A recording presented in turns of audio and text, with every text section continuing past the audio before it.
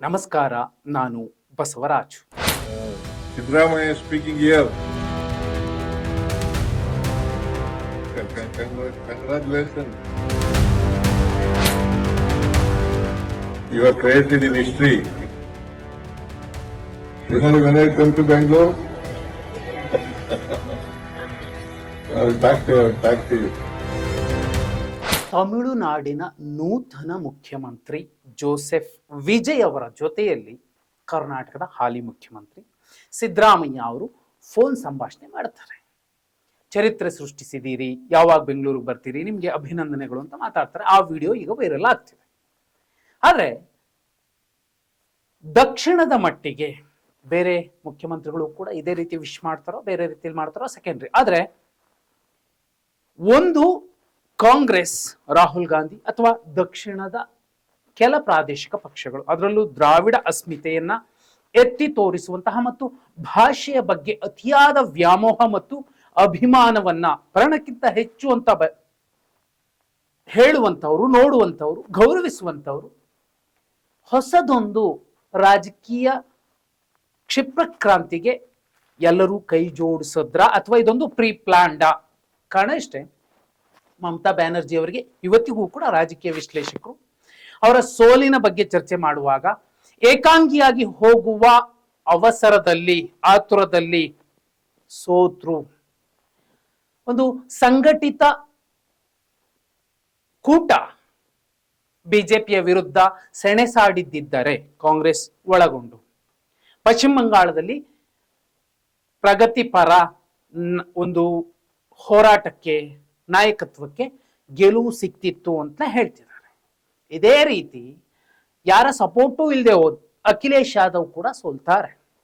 ಹಾಗೆ ನೋಡಿದ್ರೆ ದಕ್ಷಿಣದಲ್ಲಿ ಫಸ್ಟ್ ಟೈಮ್ ಒಂದು ಚುನಾವಣೆಗೂ ಮುಂಚೆ ಮತ್ತು ಚುನಾವಣೆಯ ನಂತರ ತಮಿಳುನಾಡಿನ ಲೆಕ್ಕ ನೋಡಿ. DMK ಕೂಟದಲ್ಲಿದ್ದಂತಹ ಮುಸ್ಲಿಂ ಲೀಗ್ ವಿಜಯ್ ಅವರಿಗೆ ಬೆಂಬಲಿಸ್ತಾರೆ. VCK ವಿಡುದಲೈ ಚಿರತೆಗಳ್ ಕಚ್ಚಿ ತಿರುಮಾವಲವನ್ ಅವರು ಕೂಡ DMK ಅಲಯನ್ಸ್ ಅಲ್ಲಿ ಇದ್ದವರು, ಅವರು ಕೂಡ ಈಗ TVK ಯನ್ನ ಬೆಂಬಲಿಸಿದ್ದಾರೆ ಮುಖ್ಯಮಂತ್ರಿ ಆಗ್ಲಿ ಅಂತ. ಎಲ್ರಿಗಿಂತ ಮುಂಚೆ ಅಂದ್ರೆ ಚುನಾವಣಾ ಪೂರ್ವದಲ್ಲೇ ಕಾಂಗ್ರೆಸ್ TVK ಮೈತ್ರಿ ಮಾಡ್ಕೊಳ್ಳೋದಕ್ಕೆ ಎಲ್ಲ ಚರ್ಚೆಗಳಾಗಿದ್ವು. ರಾಹುಲ್ ಗಾಂಧಿ ಅವರು ಕೂಡ ಒಪ್ಕೊಂಡಿದ್ರು. ಆದ್ರೆ ಕಾಂಗ್ರೆಸ್ನ ಹಿರಿಯ ನಾಯಕರು, ಅದರಲ್ಲೂ ಮುಖ್ಯವಾಗಿ AICCಯ ಸಾರಥಿ ಮಲ್ಲಿಕಾರ್ಜುನ್ ಖರ್ಗೆ ಅವರು ಈ ಹಿಂದಿನ ಹಳೆಯ ಮೈತ್ರಿ ಧರ್ಮಗಳ ಬದ್ಧತೆಯನ್ನ ಮುಂದಿಟ್ಟು ಬೇಡ ಅಂತ ಹೇಳಿದ್ರು. ಕೊನೆಗೂ ಈಗ ಕಾಂಗ್ರೆಸ್ ರಿಸಲ್ಟ್ ಬಂದ ಕೂಡಲೇ ಅವರಿಗೆ ಸರಳ ಬಹುಮತಕ್ಕೆ ಸಮಸ್ಯೆ ಆಯಿತು ಅಂದ್ರೆ ತಕ್ಷಣ ವಿಜಯ್ ಅವರನ್ನ ಬೆಂಬಲಿಸಿದ್ರು. ತುಂಬಾ ಸ್ಪಷ್ಟವಾಗಿ ಕಾಣಿಸುತ್ತೆ ನೋಡಿ. ಈ ಕಡೆ ಕಾಂಗ್ರೆಸ್ನ ಮುಖ್ಯಮಂತ್ರಿಗಳು ಸಿದ್ದರಾಮಯ್ಯ ಅವರು ಅವರನ್ನು ಹಾಡಿ ಹೊಗಳ್ತಾರೆ. ನಿರ್ಗಮಿತ ಮುಖ್ಯಮಂತ್ರಿ ಸ್ಟಾಲಿನ್ ಅವರು ಬಾಗಿಲಿಗೆ ಬಂದು ಅವರನ್ನು ಕರ್ಕೊಂಡೋಗಿ ಬಿಗಿದಪ್ಪಿ ಅವರಿಗೆ ಅಭಿನಂದನೆ ಸಲ್ಲಿಸ್ತಾರೆ. ಪಕ್ಕದಲ್ಲೇ ತಮಿಳುನಾಡಿನ ನೂತನ ವಿಪಕ್ಷ ನಾಯಕ, ವಿಧಾನಸಭೆಯ ವಿಪಕ್ಷ ನಾಯಕ ಉದಯನಿಧಿ ಸ್ಟಾಲಿನ್ ಅವರು ಕೂಡ ಅವರಿಗೆ ವಿಶ್ ಮಾಡ್ತಾರೆ. ದ್ರಾವಿಡ ನೆಲದಲ್ಲಿ ಎಂತಹ ರಾಜಕೀಯ ಲೆಕ್ಕಾಚಾರಗಳು ನಡೀತಿರಬಹುದು. ಕೇರಳದಲ್ಲಿ ಕಾಂಗ್ರೆಸ್ ಇದೆ, ಕರ್ನಾಟಕದಲ್ಲಿ ಕಾಂಗ್ರೆಸ್ ಇದೆ, ತಮಿಳುನಾಡಲ್ಲೂ ಕೂಡ ಕಾಂಗ್ರೆಸ್ ಮೈತ್ರಿಯ ಬೆಂಬಲಿತ ಸರ್ಕಾರ ಇದೆ. ಯಾಕಿದನ್ನು ಹೇಳ್ತಿರುವಂತದ್ದು ಅಂದ್ರೆ ಅಖಿಲೇಶ್ ಯಾದವ್ ಮಾಡ್ಕೊಂಡಂತಹ ತಪ್ಪು ಅಥವಾ ದೀದಿ ಮಾಡ್ಕೊಂಡಂತಹ ತಪ್ಪು, ಹೀಗೆ ಮಹಾರಾಷ್ಟ್ರದಲ್ಲೂ ಕೂಡ ಸ್ವಲ್ಪ ಮಟ್ಟಿಗೆ ವ್ಯತ್ಯಾಸಗಳಾಯ್ತು. ಇನ್ನು ಆಂಧ್ರ ಪ್ರದೇಶ ಮತ್ತು ತೆಲಂಗಾಣದಲ್ಲೂ ಕೂಡ ಇಂತಹ, ಯಾಕಂದ್ರೆ ತೆಲಂಗಾಣದಲ್ಲೂ ಕಾಂಗ್ರೆಸ್ ಸರ್ಕಾರ ಇದೆ. ಆಂಧ್ರ ಪ್ರದೇಶದಲ್ಲೂ ಮುಂದಿನ ದಿನಮಾನಗಳಲ್ಲಿ ದ್ರಾವಿಡ ಅಸ್ಮಿತೆ, ದಕ್ಷಿಣದ ತಾಕತ್ತು, ನಾಯಕತ್ವದ ತಾಕತ್ತು ಪ್ರದರ್ಶನ ಮಾಡಲೇಬೇಕಾಗುತ್ತೆ. ಕಾರಣ ಇಷ್ಟೇ, ಗುಜರಾತಿಗರ ಲಾಭಿಯ ಕಾರಣಕ್ಕೆ ಮುಂದೆ ಡಿಲಿಮಿಟೇಷನ್ ಆದ್ರೆ ದಕ್ಷಿಣಕ್ಕೆ ಏನ್ ಲಾಸ್ ಆಗತ್ತೆ, ಟ್ಯಾಕ್ಸ್ ಹಂಚಿಕೆ ವಿಚಾರದಲ್ಲಿ, ಅನುದಾನ ಹಂಚಿಕೆ ವಿಚಾರದಲ್ಲಿ ದಕ್ಷಿಣಕ್ಕೆ ಏನ್ ಲಾಸ್ ಆಗ್ತಿದೆ, ಇದನ್ನ ಬಹುಪಾಲು ಸಂದರ್ಭಗಳಲ್ಲಿ ಸಿದ್ದರಾಮಯ್ಯ ಅವರಿರಬಹುದು, ಇದೇ ಸ್ಟಾಲಿನ್ ಇರಬಹುದು ಮಾತಾಡ್ತಾನೆ ಬಂದಿದ್ರು. ಪಿಣರಾಯಿ ವಿಜಯನ್ ಅವರು ಕೂಡ ಮಾತಾಡ್ತಾ ಇದ್ರು. ಈಗ ಗುಜರಾತಿಗರ ಲಾಬಿ ಒಂದು ಕಡೆ ಇರಬಹುದು, ಅಥವಾ ಅವರ ಕೈಯಲ್ಲಿ ಎಲ್ಲ ತನಿಖಾ ಸಂಸ್ಥೆಗಳು ಇದಾವೆ, ಆ ಕಾರಣಕ್ಕೋಸ್ಕರ ಅವ್ರು ಹೇಳ್ದಂತೆ ಕೇಳುವಂತಹ ವ್ಯವಸ್ಥೆ ಏನಿತ್ತು, ಬಹುಪಾಲು ಇಡೀ ದೇಶದ ಬಹುಪಾಲು ರಾಜ್ಯಗಳಲ್ಲಿ ಬಹುಪಾಲು ಪಕ್ಷಗಳು ತಾವಾಗೆ ಹೋಗಿ ಬಿಜೆಪಿ ಜೊತೆ ಕೈ ಜೋಡಿಸೋದು. ಬಿಜೆಪಿ ಜೊತೆ ಹೋಗಿ ತಪ್ಪ ಅಥವಾ ಕಾಂಗ್ರೆಸ್ ಜೊತೆಲಿ ಮಾತ್ರ ಇರ್ಬೇಕಾ ಅನ್ನೋದಲ್ಲ. ಆದ್ರೆ ಒಂದಷ್ಟು ಪ್ರಾದೇಶಿಕ ಪಕ್ಷಗಳು ಹೇಳ ಹೆಸರಿಲ್ಲದೆ ಹೋದ್ವು. ಆದ್ರೆ ದಕ್ಷಿಣದಲ್ಲಿ ಮಾತ್ರ ಪ್ರಾದೇಶಿಕ ಪಕ್ಷಗಳು JDS ವಿಷಯನ ಬಿಟ್ಟು ಇನ್ನೂ ಸದೃಢವಾಗಿ ಇವೆ.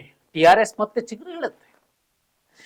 ಜನಸೇನಾ ಒಂದು ಹಂತಕ್ಕೆ ತನ್ನ ತಾಕತ್ತು ಪ್ರದರ್ಶನ ಮಾಡಿದರೆ TDP, ಜಗನ್ ಅವರ ಪಕ್ಷ ಕೂಡ ಮುಂದಿನ ಚುನಾವಣೆಯಲ್ಲಿ ಒಳ್ಳೆ ತಾಕತ್ತನ್ನ ಪ್ರದರ್ಶಿಸಬಹುದು. ಇವೆಲ್ಲದರ ಮಧ್ಯೆ ಸಿದ್ದರಾಮಯ್ಯ ಅವರ ಇವತ್ತಿನ ಒಂದು ಶುಭಾಶಯ ಒಂದು ಸ್ಪಷ್ಟಪಡಿಸುವಂಥದ್ದು, ದಕ್ಷಿಣದ ನಾಯಕತ್ವ ಉತ್ತರಕ್ಕೇನೋ ಮೆಸೇಜ್ ಕೊಡ್ತಿದೆ, ಅಥವಾ ಮುಂದಿನ ದಿನಮಾನಗಳಲ್ಲಿ ಇಲ್ಲಿಂದ ವಿಜಯ್ ತಮಿಳುನಾಡಿಂದಲೇನೆ ಹೊಸದೊಂದು ರಾಜಕೀಯ ಮಾದರಿಯನ್ನ ಸೃಷ್ಟಿಸುವಂತಹ ಮುನ್ಸೂಚನೆಯನ್ನ ನೀಡುತ್ತಿದೆ. ನಾವು ಚುನಾವಣಾ ಆಯೋಗ ಇಟ್ಕೋತೀವಿ ಅಥವಾ ಮತ್ತೊಂದು ಮಾಡ್ತೀವಿ ನಾವು ಗೆಲ್ತೀವಿ ಅನ್ನೋದು ಒಂದು ಕಡೆ ಆದ್ರೆ, ನೋಡಿ ಇಬ್ರು ನಾಯಕರು ಸಿದ್ದರಾಮಯ್ಯ ಅವರು ಪದೇ ಪದೇ ಹೇಳುವಂತದ್ದು ಜಾತ್ಯತೀತ, ಸಾಮಾಜಿಕ ನ್ಯಾಯ, ಇದೇ ಮಾತುಗಳನ್ನ ವಿಜಯ್ ಅವರು ಕೂಡ ಅವರ ಮೊಟ್ಟ ಮೊದಲು ಮುಖ್ಯಮಂತ್ರಿ ಆದ ನಂತರದ ಮೊಟ್ಟ ಮೊದಲ ಭಾಷಣದಲ್ಲಿ ಉಲ್ಲೇಖ ಮಾಡಿದ್ದಾರೆ. ಅದರಲ್ಲಿ ನೋಡಿ, ಇಲ್ಲಿ ಅಹಿಂದ ಅಂದ್ರೆ ಅಲ್ಲಿ ಪೆರಿಯಾರ್ ಸಿದ್ಧಾಂತವನ್ನ, ಬಾಬಾ ಸಾಹೇಬ್ರನ್ನ ಎರಡೂ ಕಡೆ ಉಲ್ಲೇಖ ಮಾಡ್ತಾರೆ ಸಿದ್ದರಾಮಯ್ಯರು ವಿಜಯ್. ಅಷ್ಟೇ ಅಲ್ಲ, ಈ ಜನಾನುರಾಗಿ ಕಾರ್ಯಕ್ರಮಗಳ ವಿಚಾರದಲ್ಲಿ ಗ್ಯಾರಂಟಿಗಳಿಲ್ಲಿ ಅಲ್ಲೂ ಸಾಕಷ್ಟು ಗ್ಯಾರಂಟಿಗಳಿದ್ದಾವೆ, ದೊಡ್ಡ ಹೊರೆ ಅಂತೂ ಇರುತ್ತೆ. ಆದ್ರೆ ಅದೇ ರೀತಿ ತಲಾದಾಯ ಮತ್ತು ಶ್ರೀಮಂತ ರಾಜ್ಯಗಳು, ದಕ್ಷಿಣದ ರಾಜ್ಯಗಳು ಇಲ್ಲಿ ದುಡಿದದ್ದನ್ನ ನೇರವಾಗಿ ತಗೊಂಡೋಗಿ ಉತ್ತರ ಪ್ರದೇಶ, ಬಿಹಾರದಂತಹ ಭೀಮಾರು ರಾಜ್ಯಗಳಿಗೆ ಹೆಚ್ಚು ಅನುದಾನ ಕೊಡುವ ಸಂದರ್ಭಗಳಲ್ಲಿ ಇಲ್ಲಿ ಜನಾನುರಾಗಿ ಕಾರ್ಯಕ್ರಮಗಳ ಮೂಲಕ ಅವರದ್ದೇ ಜನರ ಟ್ಯಾಕ್ಸ್ ಅನ್ನ ಅವರಿಗೆ ಹಂಚುವಂತಹ ಒಂದು ಪ್ರಯತ್ನಗಳೇನಾಗ್ತಾ ಬರ್ತಿದೆ. ಅದನ್ನ ಕೆಲವರು ವೇಸ್ಟ್ ಅಂತ ಹೇಳಬಹುದು, ಅಥವಾ ಇನ್ನು ಕೆಲವರು ಅವ್ರ ಅಪ್ಪನ ಮನೆಯಿಂದ ಕೊಡ್ತಾರಂತ. ಯಾರು ಯಾರಪ್ಪನ ಮನೆಯಿಂದನೂ ಕೊಡೋದಿಲ್ಲ. ಅದು ಬಿಜೆಪಿಯ ನಾಯಕರು, ಕೇಂದ್ರದ ನಾಯಕರು ಅಥವಾ ರಾಜ್ಯದ ನಾಯಕರು ಎಲ್ಲರೂ ಕೂಡ ಜನರ ದುಡ್ಡನ್ನು ಜನರಿಗೆ ಕೊಡ್ತಾರೆ. ಆದ್ರೆ ಕೆಲವು ಜನಾನುರಾಗಿ ಕಾರ್ಯಕ್ರಮಗಳು, ಜನ ಕಲ್ಯಾಣದ ಕಾರ್ಯಕ್ರಮಗಳನ್ನ ಬಹುಪಾಲು ಜನ ವಿರೋಧಿಸ್ತಾರೆ. ಈಗ ಶಕ್ತಿ ಯೋಜನೆಯನ್ನ ಗಂಡಸರು ವಿರೋಧಿಸ್ತಾರೆ. ಅದರಲ್ಲೂ ವಿಪಕ್ಷಗಳಿಗೆ ಆ ಕಾರ್ಯಕ್ರಮವೇ ವೇಸ್ಟ್ ಅಂತಾರೆ. ಗೃಹಲಕ್ಷ್ಮಿ, ಗೃಹ ಜ್ಯೋತಿ, ಹೀಗೆ ಸಾಕಷ್ಟು ಕಾರ್ಯಕ್ರಮಗಳ ವಿರೋಧಾಭಾಸ ಕೂಡ ಇದಕ್ಕೆ ಬರುತ್ತೆ. ಆದ್ರೆ ದಕ್ಷಿಣದ ರಾಜ್ಯಗಳು, ನೀವು ಆಂಧ್ರ ಪ್ರದೇಶದ ಲೆಕ್ಕ ತಗೊಳ್ಳಿ, ತೆಲಂಗಾಣದ ಲೆಕ್ಕ ತಗೊಳ್ಳಿ, ತಮಿಳುನಾಡಿನ ಲೆಕ್ಕ ತಗೊಳ್ಳಿ, ಕೇರಳ ತಗೊಳ್ಳಿ ಅಥವಾ ಕರ್ನಾಟಕ ತಗೊಳ್ಳಿ, ಎಲ್ಲರೂ ಕೂಡ ಉತ್ತರ ಭಾರತೀಯರಿಗೂ ಮುಂಚೆನೆ ಹೆಚ್ಚು ಹೆಚ್ಚು ಗ್ಯಾರಂಟಿಗಳನ್ನ, ಫ್ರೀ ಯೋಜನೆಗಳನ್ನ ಕೊಟ್ಟರು. ಯಾಕೆ ಅಂದ್ರೆ ಇವರ ಬಳಿ ಹೆಚ್ಚಿನ ಟ್ಯಾಕ್ಸ್ ಕಲೆಕ್ಟ್ ಆಗ್ತದೆ, ಮತ್ತೆ ಅದನ್ನು ತಗೊಂಡೋಗ್ಬಿಟ್ಟು ಕೇಂದ್ರ ತನ್ನ ಸುಪರ್ದಿಯ ಮೂಲಕ ಹಂಚಿಕೆ ಮಾಡುವ ಸಂದರ್ಭದಲ್ಲಿ ಬಡ ರಾಜ್ಯಗಳಿಗೆ ಹೆಚ್ಚು ಮತ್ತೆ ಇಲ್ಲಿನ ರಾಜ್ಯಗಳಿಗೆ ಕಮ್ಮಿ ಕೊಡುವಂಥದ್ದನ್ನ ಮೊದಲಿಂದಲೂ ಮಾಡ್ಕೊ ಬರ್ತಿದೆ. ಅದಕ್ಕೆ ಪ್ರತಿಯಾಗಿ ನಮ್ಮ ಖರ್ಚು ಏನು ಅನ್ನೋದನ್ನ ತೋರಿಸಿಕೊಳ್ಳುವಂತಹ ಸಂದರ್ಭದ ಭಾಗವಾಗಿ ಗ್ಯಾರಂಟಿಗಳ ಯೋಜನೆಗಳು ಅಥವಾ ಫ್ರೀ ಯೋಜನೆಗಳು ತುಂಬಾ ಸ್ಪಷ್ಟವಾಗಿ ಇಲ್ಲಿನ ನಾಯಕತ್ವ ತಮ್ಮ ಜನಕ್ಕೆ ಏನು ಬೇಕು ಅದನ್ನ ಕೊಡ್ತಾ ಬಂದಿದೆ. ಇದೇನೇ ಇರಬಹುದು, ಒಂದು ಪ್ರೀ ಪ್ಲಾನ್ಡ್ ಆಗೇನೆ ವಿಜಯ್ ಅವರ CM ಮಾಡ್ಲಿಕ್ಕೆ ದಕ್ಷಿಣದ, ಅದರಲ್ಲೂ ಕಾಂಗ್ರೆಸ್ನ ನಾಯಕತ್ವ ಒಂದು ಗೇಮ್ ಏನಾದ್ರೂ ಮಾಡಿತ್ತ. VCK ಕೂಡ ಅದನ್ನೇ ಪರೋಕ್ಷವಾಗಿ ಹೇಳ್ತಿದೆ, ಮುಸ್ಲಿಂ ಲೀಗ್ ಕೂಡ ಅದನ್ನೇ ಹೇಳ್ತಿದೆ. ನೋಡಿ, ಮೆಜಾರಿಟಿ ತೋರ್ಸೋಕ್ಕೂ ಮುಂಚೆ ವಿಜಯ್ ಅವರು ಎಲ್ಲ ನಾಯಕರನ್ನ, ಅದು ವಿಪಕ್ಷದ ನಾಯಕರಿರ್ಲಿ ಯಾರೇ ಇರಲಿ, ಎಲ್ಲರ ಮನೆಗೆ ಭೇಟಿ ಕೊಟ್ಟು ಬರ್ತಿದ್ದಾರೆ. ಹೊಸ ಸಂಪ್ರದಾಯಕ್ಕೆ ನಾಂದಿ ಹಾಡ್ತಿದ್ದಾರೆ. ಇಲ್ಲ ಅದು ವಿಪಕ್ಷ, ನಾವು ಅವ್ರ ಮನೆಗೆ ಹೋಗೋದಿಲ್ಲ ಅಂತದ್ದಿಲ್ಲ. ಹಾಗೆ ನೋಡಿದ್ರೆ ಕರ್ನಾಟಕದಲ್ಲೂ ಕೂಡ ಆ ತರದ ವೈಷಮ್ಯದ ರಾಜಕಾರಣ ಯಾರು ಮಾಡೋದಿಲ್ಲ ಅನ್ಸುತ್ತೆ. ಇದೇ ಯಡಿಯೂರಪ್ಪ ಅವರ ಬರ್ಡೇಗೆ ಸಿದ್ದರಾಮಯ್ಯ ಅವರು ಹೋಗ್ತಾರೆ. ಸಿದ್ದರಾಮಯ್ಯ ಅವರ ವಿಚಾರವಾಗಿ ತುಂಬಿದ ವೇದಿಕೆಗಳಲ್ಲಿ, ತುಂಬಿದ ವಿಧಾನಸಭೆಯಲ್ಲಿ ಯಡಿಯೂರಪ್ಪ ಅವರು ಕೂಡ ಮುಕ್ತ ಕಂಠದಿಂದ ಹೊಗಳ್ತಾರೆ. ಹೊರಗಡೆ ಟೀಕೆ ಟಿಪ್ಪಣಿಗಳನ್ನ ಎಲ್ಲರೂ ಮಾಡ್ತಾರೆ. ಆದ್ರೆ ದಕ್ಷಿಣದ ನಾಯಕತ್ವ ಉತ್ತರಕ್ಕೆ, ಅದರಲ್ಲೂ TVKಯ ಅಲಯನ್ಸ್ ಮೂಲಕ ಬೇರೆ ಏನೋ ಮೆಸೇಜ್ ಕೊಟ್ಟಿದೆ. ಅದು ಮುಂದಿನ ದಿನಮಾನಗಳಲ್ಲಿ ಬಿಜೆಪಿ ಅಥವಾ ಗುಜರಾತಿಗರ ಲಾಬಿ ಕೆಲಸ ಮಾಡದ ರೀತಿಯಲ್ಲಿ ಹೊಸದೊಂದು ಪ್ಯಾಟರ್ನ್ ಅನ್ನ ಕ್ರಿಯೇಟ್ ಮಾಡ್ತಿದೆ ಅಂತ ಅನಿಸುತ್ತೆ. ನೀವೇನಂತೀರಾ? ಕಮೆಂಟ್ ಮಾಡಿ.